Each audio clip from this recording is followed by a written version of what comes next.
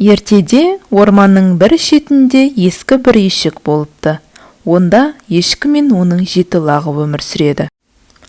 Әр күні ешкі таңертеңгілік уақытта шөп жеп, салқын су ішу үшін орманға барады. Ол кеткен бойда лақтар есікті жауып құлыптап алады. Ешкі орманнан үйге келген кезде әндетіп: «Лақтарым, шынақтарым, есікті ашыңдар, аналарың сендерге сүт алып келді» деп әндетеді. Лақтар есікті қуана ашады. Ешкі лақтарын сүтке тойдырып, қайтадан орманға кетеді. Лақтар есікті бірден жауып алады. Осы сәтте қасқыр ешкінің кеткенін күтіп, лақтардың қарауынсыз қалған сәтін аңдады. Есікке келіп, өзінің қатаң даусымен: «Балалар, есікті ашыңдар, сендердің аналарың келді, сендерге сүт алып келді» деп әндетеді.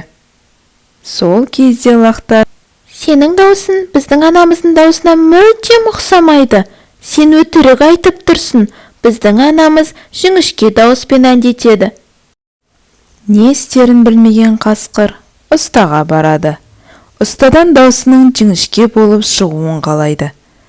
Ол ыстық темірмен тамағын басып, жіңішкеретіп алады. Қасқыр қайтадан ешіктің қасына барып, қуыстың арасына тығылып қалады.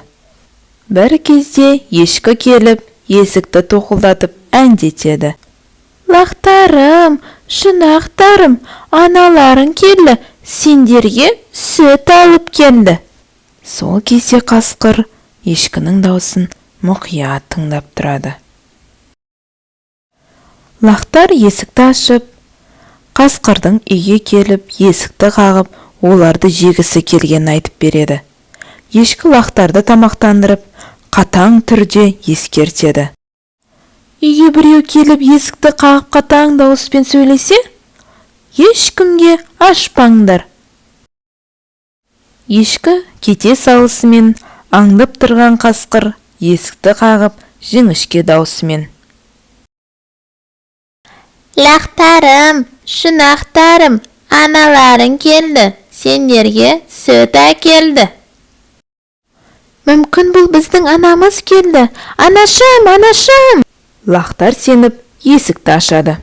Қасқыр үйге бастырып кіріп, лақтарды қоржынына сала жөнеледі. 6 лақты салып үлгеріп, тек бір ғана лақты таппайды. Қоржынын арқалап, орман ішіне қарай кетеді.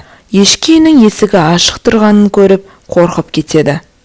Үйдің тас талқаны шығып жатады. Лақтардың үйде жоқтығын көріп, жылап жібереді. Сол мезетте тығылып аман қалған ең кішкентай лақ анасының қасына жүгіріп шығады. Ол қасқырдың өтірігіне бастырып кіріп, лақтарды алып кетіп қалған